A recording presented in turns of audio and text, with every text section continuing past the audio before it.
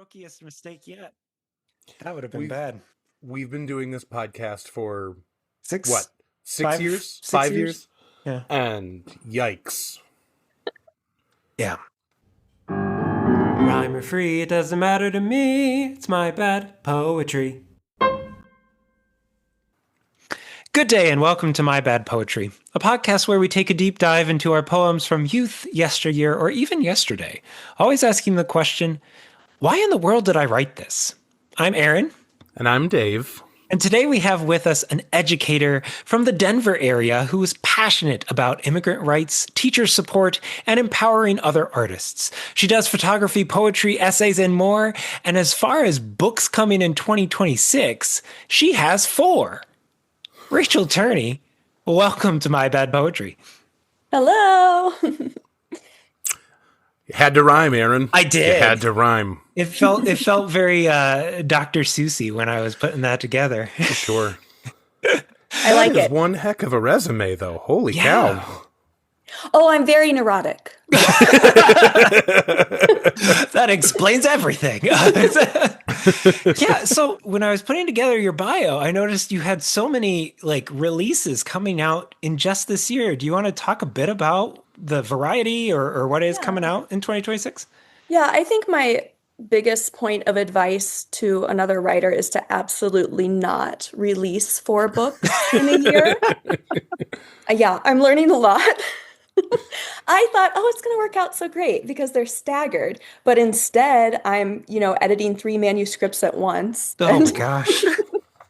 But you just don't know with submitting. You submit something, you don't know if somebody's going to take it. And, mostly it's rejections.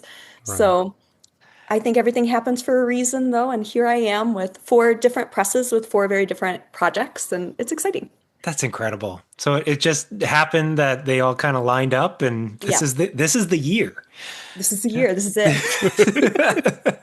Oh, that's wonderful. I meant to ask, where in the Denver area are you? Okay, well, I'm not from Denver. I recently moved here. So it's been an interesting journey, and I got opinions. I'm from St. Louis. Okay. I'm from St. Louis, and then I lived in Columbia, Missouri, small town. I'm very St. Louis person. And I moved out here because I married somebody from here. And I've been coming here my whole life because my grandparents had a cabin in Estes Park, almost in the national park, which is pretty cool. That my uncle got by trading a silver saddle. This is a true story, apparently. For the cabin. Great investment. Okay. So I've been coming, and I thought, people are kind of strange out here.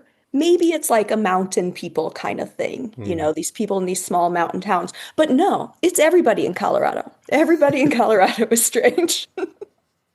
Having married one, I agree. Yeah, there you go. Aside from the 4 books and your upbringing in St. Louis and now in being in the Denver area, that was a very short intro that we put here. You have a lot on your resume. Is there anything else you would like to share with our dear listeners? Yeah, I think one of the most successful things I've been doing, at least I feel it's been a success, is Poetry in Brief, which is a reading series where I stalk people on the internet and then invite them to be my pretend friends online. And they read their poems. And it was actually very devious of me because I hate reading my poems. But I thought, how am I going to engage in community and be part of poetry? I have to read my poems. And then I found out you don't. You can provide a place for other people to read their poems and still make friends. Yep, nailed it. So that's what I'm doing with Poetry in Brief. I love it. We also stalk people to find friends for this show. So we are kindred spirits in that sense. Poetry in Brief. That's wonderful. Do you have a regular schedule on when those come out, or? They've been monthly so far. Okay. And my cool. next one will be March 19th. Lovely. Yeah. Well, very cool. I'm excited to see what you have brought for us today. So, Dave, to bring us into the realm of bad poetry, how about you share for us whatever you have hastily written this week? This is called, Huh? It's good to ask the dumb questions, clearing the brain of thoughtless congestion. It gives flavor to such a life as this, making space for ridiculousness. What does the moon taste like? What allows you to stay up on a bike? Why are wombats' feces cubicular? What in the world is a funicular? Can you make noodles from tree branches? Why are the things in banks called stanchions? Do fans pull or push the air? Which homophone came first, pear or pear? Forgive the click-clacking in the background. I'm Googling these questions, hence the sound. Avoiding AI BS hallucinated guesses. Cutting them out like disgusting abscesses. Finding answers from people weird like me. Wondering together. Why do giraffes drink pee? Wow. I think I learned some things, but I'm going to have to fact check them. Yeah, correct. Dave, I was thinking for a moment these are questions that your children have asked you. No. Those are just thoughts on your own. You guys have never wondered what the moon tastes like? As a poet, I absolutely have. Any question about the moon, I asked it. I wrote about it. Yep. It's out there. Yeah. That's Poetry 101. Oh, yeah. You've got to have the moon in there. Gotta have the moon, gotta have wombat feces being cubes. Okay, I have something things. Exciting to tell you, Dave. Mm-hmm. I know why wombat feces is cubed. Okay, you may have just become one of my favorite people on the planet. This is awesome. Okay, so I read recently, actually, that it is used to tell the other wombats, like, hey, I'm here, this is my territory, but kind of in a friendly way. And the reason why it's cubed is because it's very flat, in Tasmania, where they mostly live, and so it won't roll away. So over time, it adapted to be cubed because it marks their territory. That's amazing, and I love it. Oh my gosh! You're very welcome. See, this is why. You gotta have the dumb questions because you get some weird answers, and it's fantastic. Yeah. Oh. That's wonderful. And props for using the word cubicular. Yeah. That was fun. Let's move on. Dave had within his bad poem the clickety-clack sound of you searching for things online. But I'm looking now. We have a click-clack poem provided by Rachel here. Oh. So, Rachel, why don't you introduce us to your first provided poem, Office Job? Okay, well, I think some of my worst poetry is born out of feeling very sorry for myself about, and then, wanting others to feel very sorry for me. And that's kind of what this poem is about, working in an office. Love it. Nice. It's the click-click sound of the keyboard and the crunching sound of language when people talk in the office that is driving me insane. I don't want to sit here anymore. I want to be outside or even inside, just not inside here. I don't know how much longer I can brighten and dim this small screen to stave off the terrible headaches. How many times can I walk to the water cooler, then to the bathroom, then back to my desk where I can hardly see through the little crack to the freedom of the sunlight and the lure of the outdoors? So sad. So sad. No, it's filled with so much hope and joy. I don't know what you're talking about. Well, the ironic thing is I had an office job only once, right after college for like 3 months. And that's the only time I ever worked in an office. And it was so horrible. It I'm garnered still upset this. about it. Yeah. You would expect this kind of poem from like someone who has been clocking in day out for years. Wow. Well, it's a really long 3 months when you're 22 and all your friends are at the rec center all summer, Fair enough. And you're in an office. Yeah, that makes sense. And so you put in this notes that you wrote this for an about work call. So was there a call from a specific thing and you were like, oh, I'm going to draw on this 3-month experience of mine? That's exactly what happened. That's exactly what I did. And I think the forcing of something is really where bad poetry takes flight, right? Like when you force something that isn't you. And it's true because it was not accepted anywhere ever. So I can't imagine why. Okay, so this feels very much like Office Space. Were you drawing on any inspiration when you thought, oh, they're asking for a work call? It must mean suffering. Yeah, yeah. I just thought back to that summer, and it was literally an office in a basement. So there was Oh, like a little slat of light. I was a physician recruiter. That was my first salary job out of college, Okay. making $22,000 a year. And we had a half an hour for lunch. You go and come back, and you're there all day. And then I would get back I had like a little rental with a group of sorority girls that I knew a little bit. And all day they'd been at the pool, Mm. lounging, and they were like straightening their hair, getting ready to go out. And I was just getting off work. And mm. I just felt so sorry for myself, having to waste my 20s like this. No. The resentment is still present today, as you were describing. So then I went into education instead of business, which is what I got my major in. Lovely. I love how the detail about it being like a downstairs office only comes out in your description now, Yeah. because I did not get that from your heart. I can hardly see through the little crack to freedom. It was ambiguous enough not to like make me question or invite me in. It was just like, oh, maybe open the window. I Yeah. don't.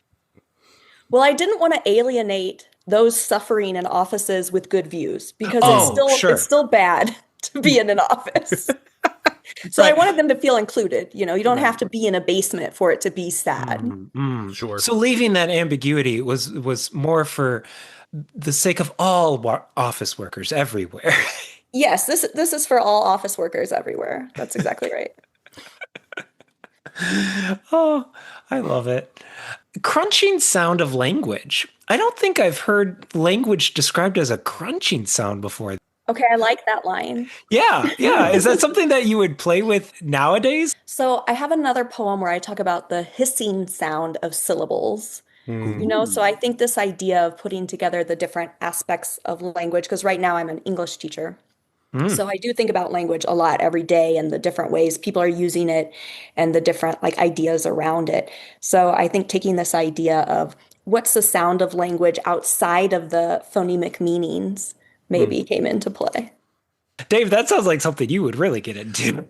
I was sitting here thinking about the sibilance, and I've been working on some video projects that I'm trying to get rid of some of my terrible S's, Mm. because I have like a bit of a lisp to it, but I'm working on editing things so that I can de-S or de-hiss, Mhm. and I like the hissing of language, kind of the interplay between, I mean, for me, technology and language, but just the spoken word in general, but also click click of a keyboard.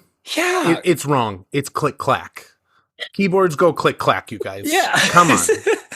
Click, click. No, No, no. no, no. Click clack. like the cows that type in that children's book.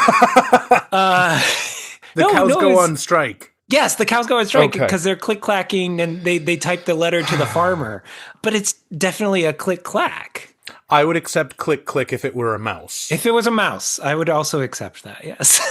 Okay, change keyboard to mouse. Got Oh, there you it. go. Yeah, there you go. There you go. I'm making Now notes. it's a perfect poem. No further Not notes. bad anymore. Yeah, Yes. exactly. Saved it. Oh, yes. I'm also curious as to why you chose to do this in a paragraph style.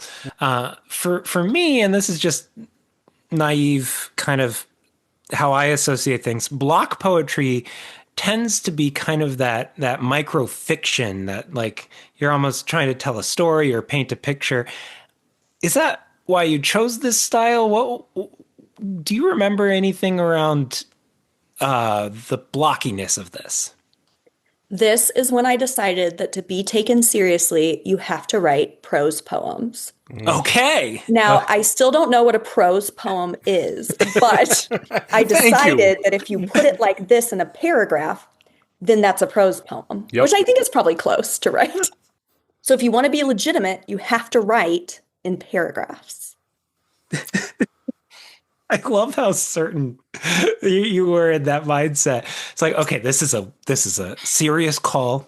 It has to be about work. So I'm gonna draw on my deep well of experience with my office hours. And to be taken seriously, Yeah. it must be a paragraph. Yeah, I thought I really had it. I was shocked when it was rejected from the call. You could also say that using this block type paragraph really does encapsulate the cubicle nature of being stuck at a square desk That's right. in a square office, you know. I'm leaving my little piece of feces to let others know I was here. Yeah. The headaches thing actually did draw me in a bit. I've always been one to try and dabble with like, oh, should I do the blue light screens on glasses and remove blue lights from the computer? I don't know. When you wrote, I keep saying when you wrote this, how old is this poem? Just a couple years old because I didn't really start doing this until like 3 years ago. Okay. Actually writing down my thoughts. Like I think I was a poet always, but I wasn't ever writing things down. Yeah. So I really started writing things down in earnest like 3 years ago. Okay. So you're drawing from a time, I assume, I mean, you said you were 22 when you got Yes, this I am no job? longer in my 20s, Aaron. Okay. That's Yes. true. Yes. I didn't know, I don't want to presume, but so at that point, were there really a lot of conversations about like blue lights and screen brightness and stuff? Or is this more anachronistic? Well, this is really about now. Anachronistic? Am I using that? Anachronistic. Oh, don't Dave, ask please me. save me. No. I'm Okay. leaving you out to dry, leave me buddy. out to dry. Rachel, go ahead. This is more about now. Yeah, because I'm on Zoom so much because I work online and I do have to like turn my brightness all the way down, or I do get a headache, just like everybody. So I'm still have a little bit of that office job angst, even though I'm not in the office. Fair enough. Okay. So this truly spans all office floors and office times. That's right. That's right. This is a poem of 20 years of office, I still I just can't. I just can't. gotta embrace the sarcasm today, Dave. Anything else from this lovely little snapshot of life that you want to share with us today before we move to Penguin? Just to all the office workers out there, try to get up, walk around, pop outside if you can, just do the best that you can with the lot you've been given in your little cubicle space. And know that poets out there everywhere are writing about you. Oh, fly free, little office workers. Fly free. Unlike the penguin who can't. Oh, penguins can't fly. Okay. Rachel, let's hear Penguin. Okay, now when I heard about your podcast and I listened and I was like, well, I can't go on this podcast because all of my poems are very good. And Yeah. and I was like, I don't have anything that's bad, Mm-hmm. And so then I told you, oh, well, I do have this journal again from when I was in my 20s. And so I got that out and I was like, okay, there's some really trash things in here. Yes, this is awful. And then I remembered, what else I have that's very bad? This poem. This is very promising. Okay, so I thought I would like to switch into like TV and movie writing, and I was like, I'm gonna make this big change and I'm gonna like do things that are like popular now and be part of like the pop culture poetry scene. And so I was watching this, the HBO show Penguin. And I thought, here we go. This is it. So this is what I wrote. Penguin. Penguin and his bird friends, causing chaos in the city. Trains whip by. Sunsets become sunrises with no sleep. Dark Gotham flooding, water pouring into the nest. Fire escape, silver. Penguin swims, black and white. Those are words. They are all words. Wow. You did I want to check something. You read fire escape. The word printed here is fish Oh, escape. fish escape. Fire escape may be better. I honestly don't know. Yeah. See, that's why I don't read out loud, you see. It's because Oh. of things like this. Wow. So this was your foray into pop culture poetry? Yeah, and now I quickly abandoned it after I, read this the next day. I was like, I guess that's not going to be for me because I was like, first of all, it doesn't make any sense, and then second, the last line, black and white penguin. I mean, come on, that's pretty bad. Yeah. It could be a lot better there, Rachel.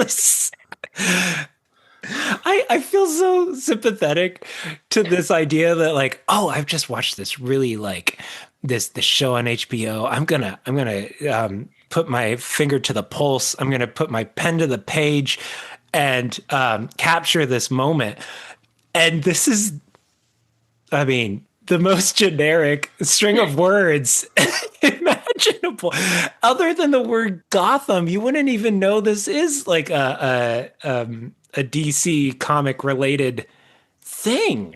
It's Well, that's the thing. It's very avant-garde, you see, and that's why it's beautiful. and black and white and yes. Oh wow. The first line is particularly bad. Penguin and his bird friends. I don't even know. I don't know. Yeah. Does Cobblepot, does he, I mean, he has an aviary, doesn't he? Does he have bird friends? I mean, I'm trying to give you the benefit of the doubt here, Rachel. Like, I feel like he has an aviary, like, with birds in it, in the Maybe comic. so. Maybe. No, we don't know anything about this nerd stuff. We're way No. too cool for that. Thank you, Dave. I actually have no idea what you're talking about, Aaron. Yeah. just keep getting thrown out. Yep. I just don't know what this is doing. It feels like it was meant to be posted on like a Rotten Tomatoes review for an episode or something. That's a good idea.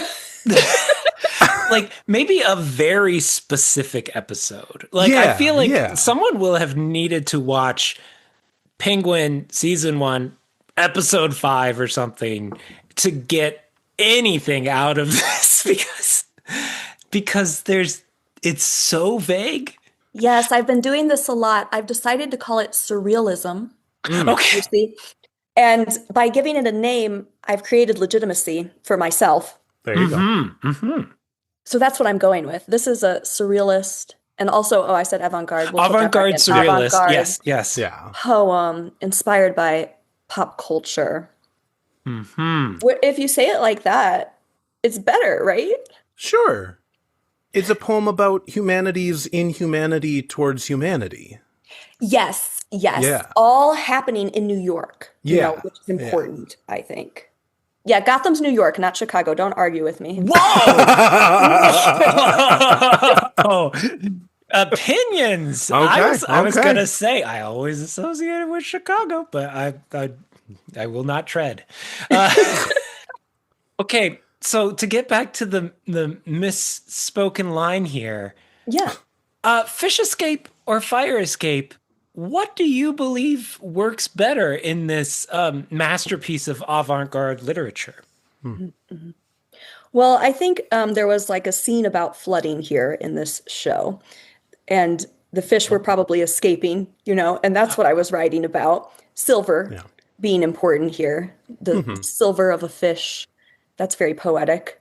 So I think that's important. But see, I didn't even know I said the wrong word. So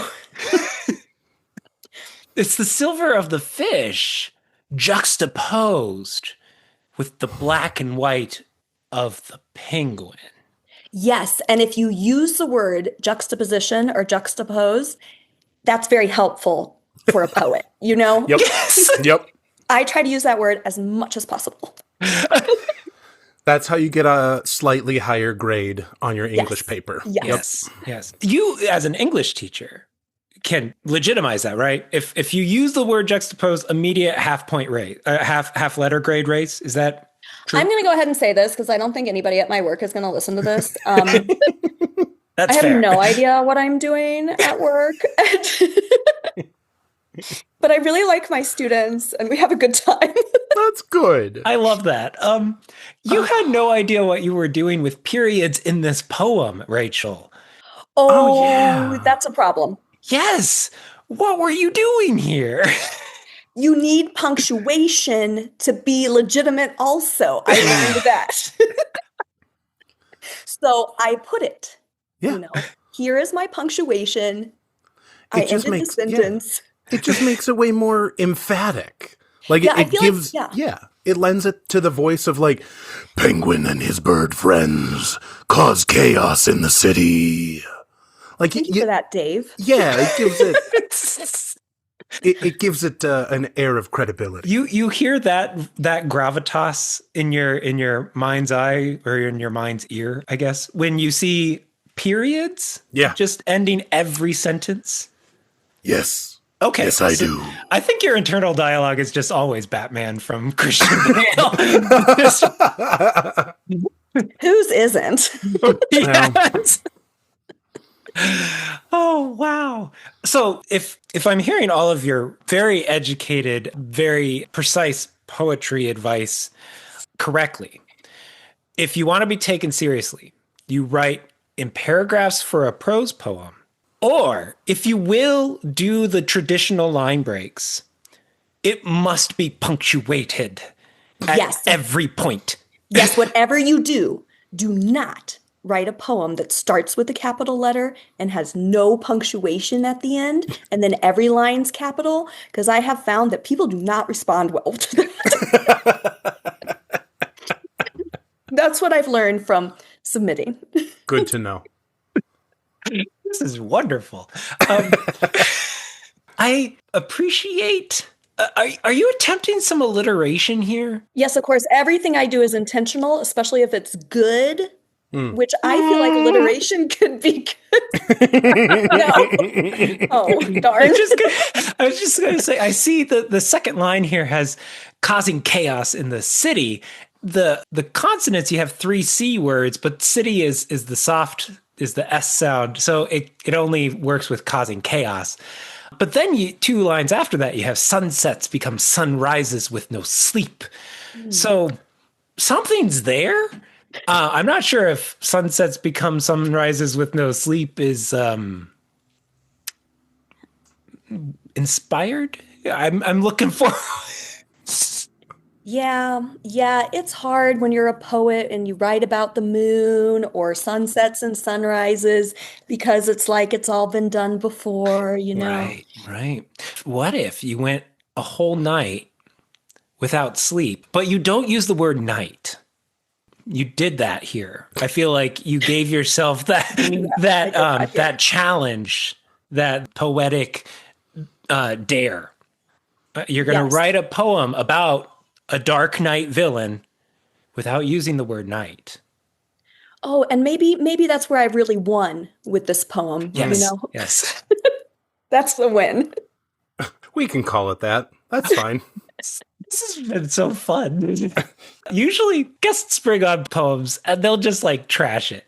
Your technique today has been really quite the opposite. And I just applaud you because you're just coming in. You're like, you know what? Periods at the end of every line. That's perfection. No notes. Mm-hmm. You really have to believe in yourself, We live in very different worlds. I only deal in self-doubt. Come on. I do want to get to, because you so confidently said that rightfully you have demonstrated you only write bangers when it comes to poetry. I think we can all agree about that now. Yeah. Which I warned you about. You did. All of our dear listeners are nodding along. They're like, why is she on my bad poetry? You did mention that you found an old journal before this poetic renaissance, which, again, only bangers. Oh, yeah. Yeah. And I see that you have included a poem from this journal.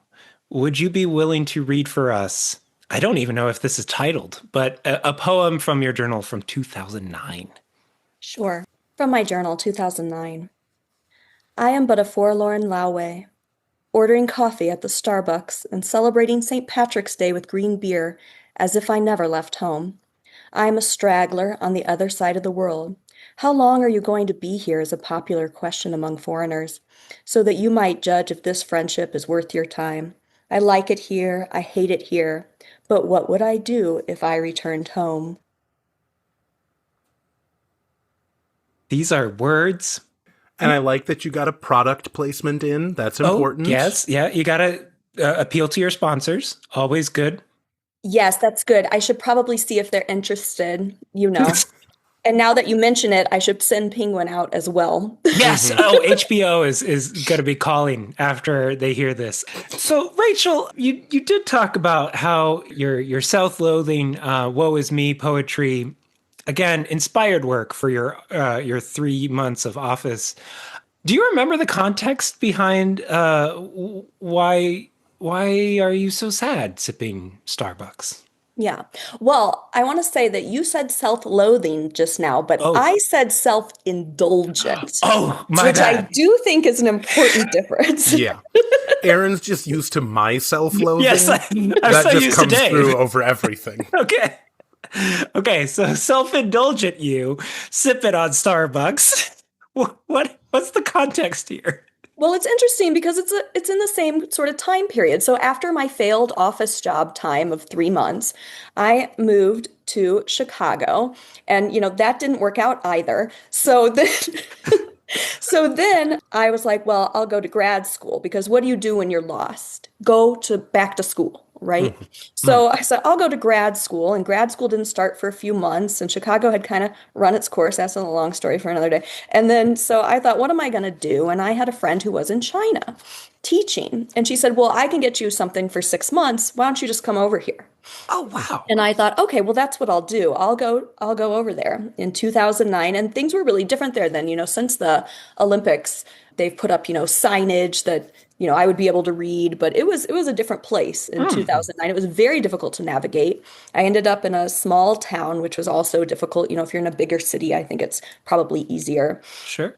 So I was feeling very sorry for myself, and I posted something on Facebook that I was out on St. Patrick's Day, and one of my friends says, I see you're really taking advantage of the cultural experience of being in China. And I thought, I'm really not. Here I am in my Starbucks. Here I am at the, St. Patrick's Day party. And then I was like, what am I doing over here anyway?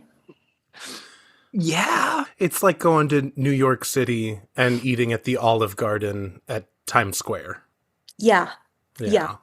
That's pretty much what I was doing for 6 months in 2009. But you just shared this story about how you're originally from St. Louis. Yeah. You've been to Chicago. Now, Chicago is where the green beer is from, right? Do they do that in St. Louis? They do that everywhere. Yeah. They do do that Even in everywhere. China. Yeah. Oh, man. I need to get out more on St. Patrick's Day, apparently.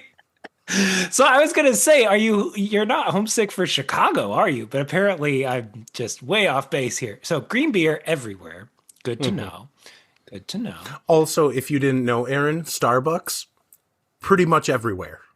That's not Those a are local also chain? No. No. There are multiple locations now. Wow. Okay. Yeah. Global. Oh, I wouldn't go that far. well, but good for Starbucks, I guess.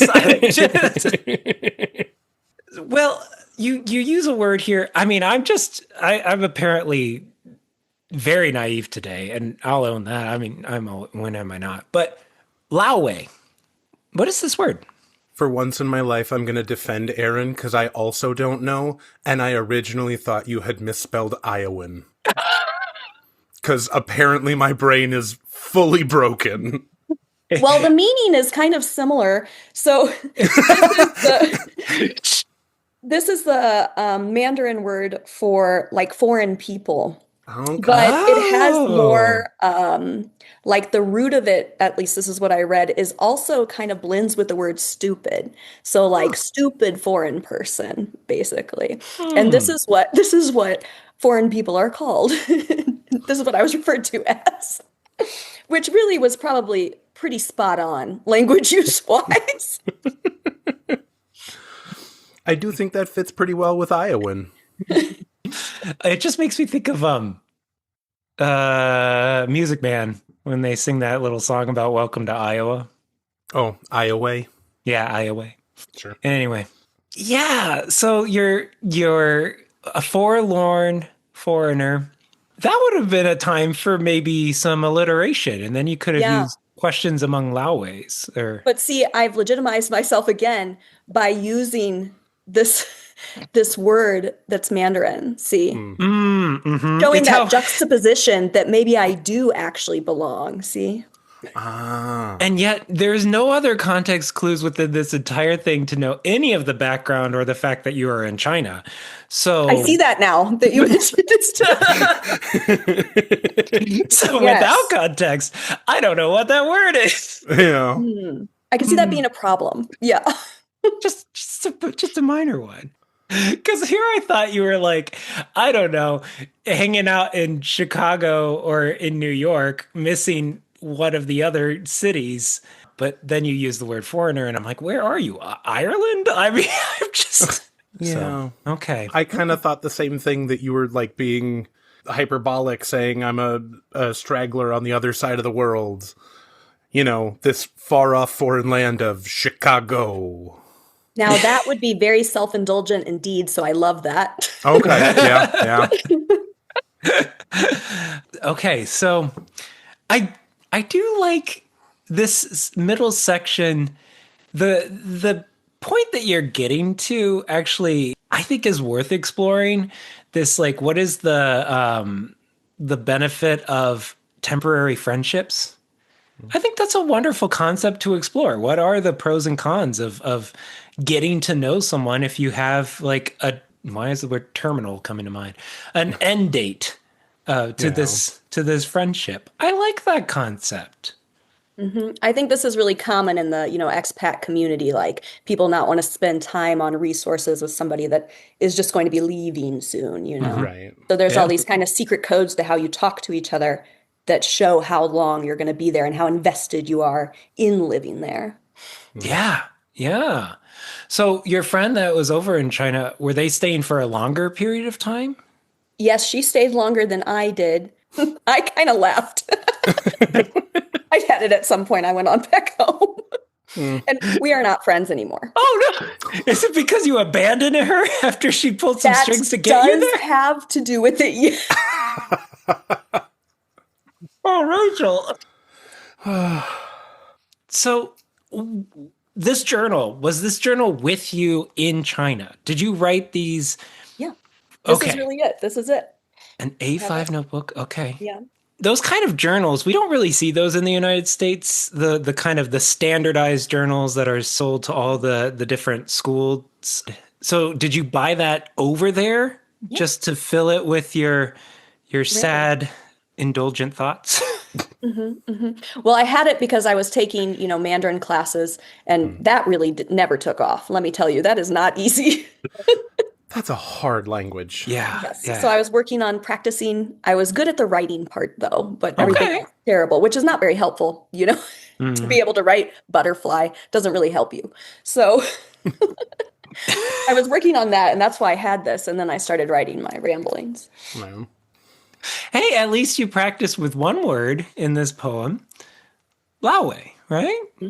Yeah. Yeah. So then in the original, was it written in the Mandarin Chinese script? characters, or Of course, yes. Okay. Yes. Okay. So this is actually a translation of your.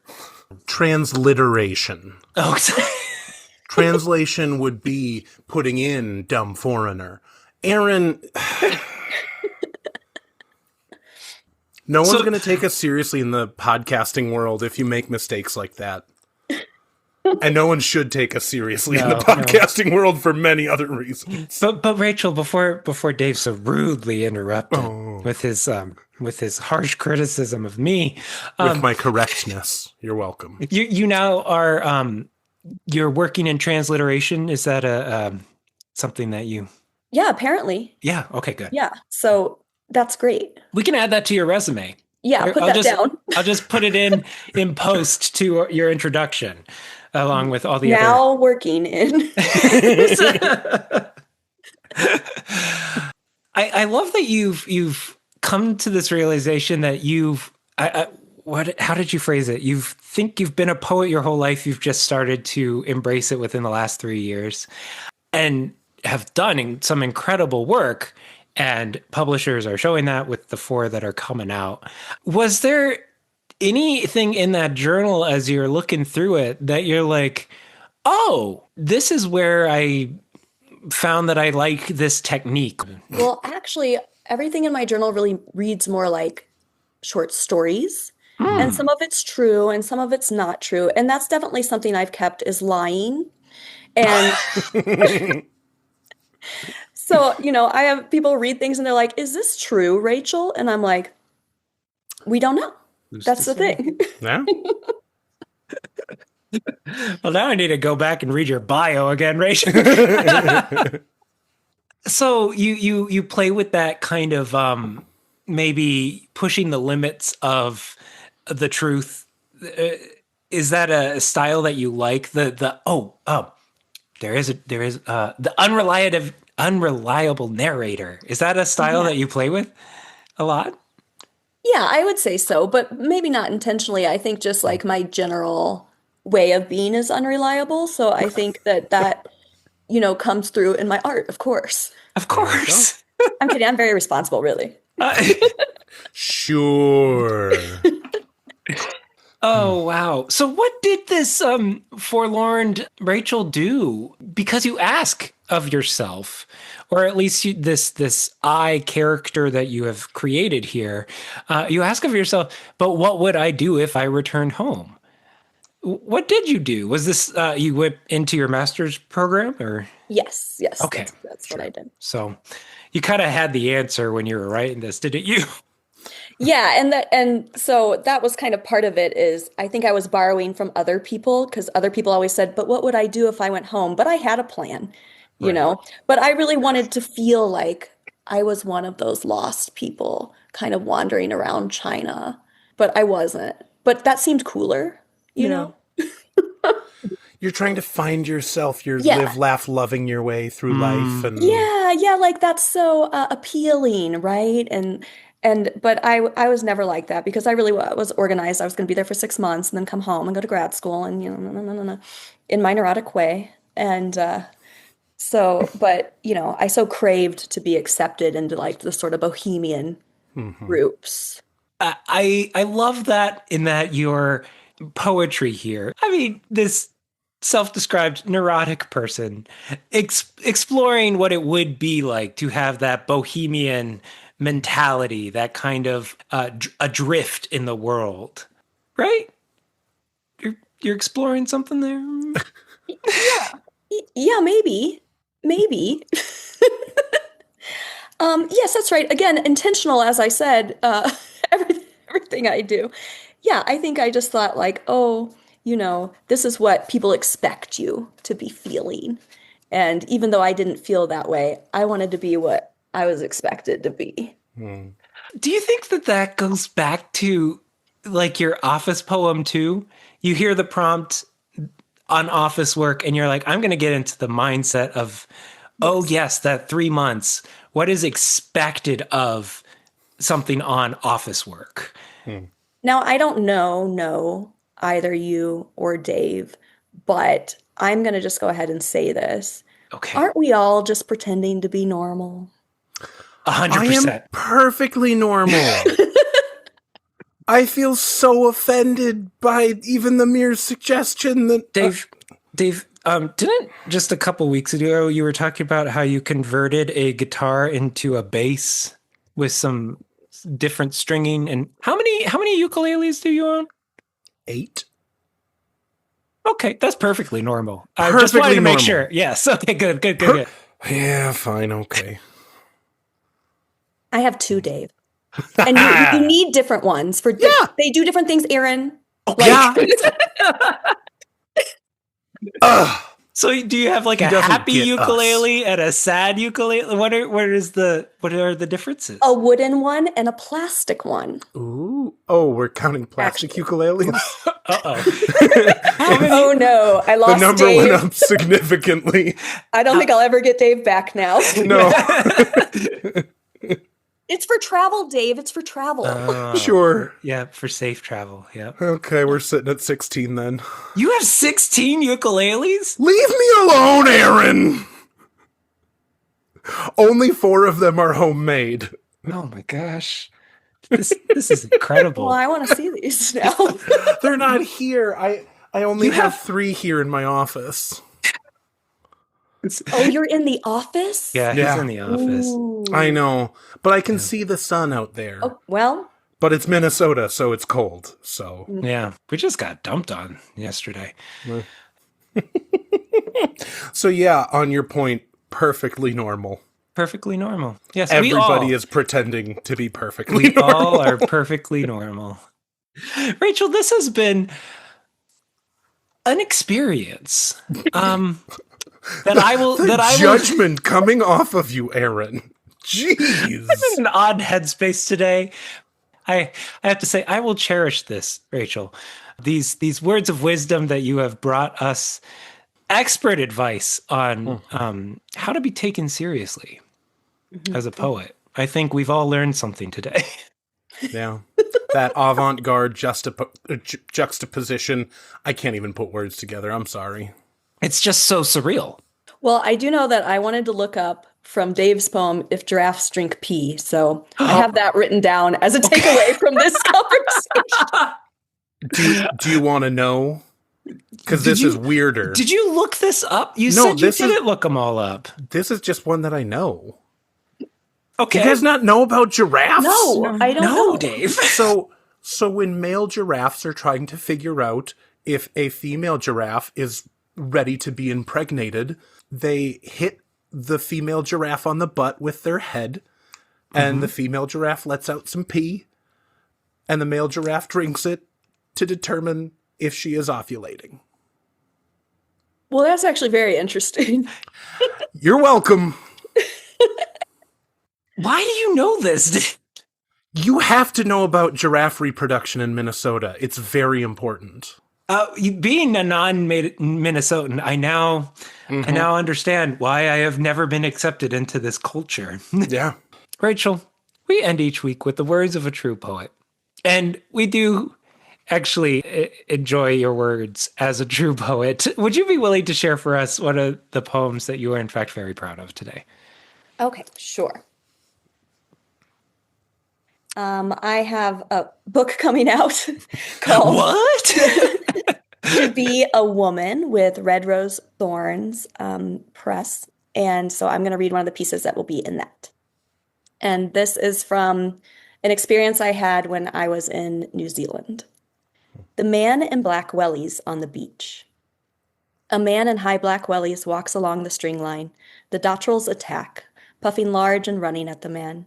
They are ineffectual. He doesn't even notice as he plods in huge boots right by their dainty ground eggs.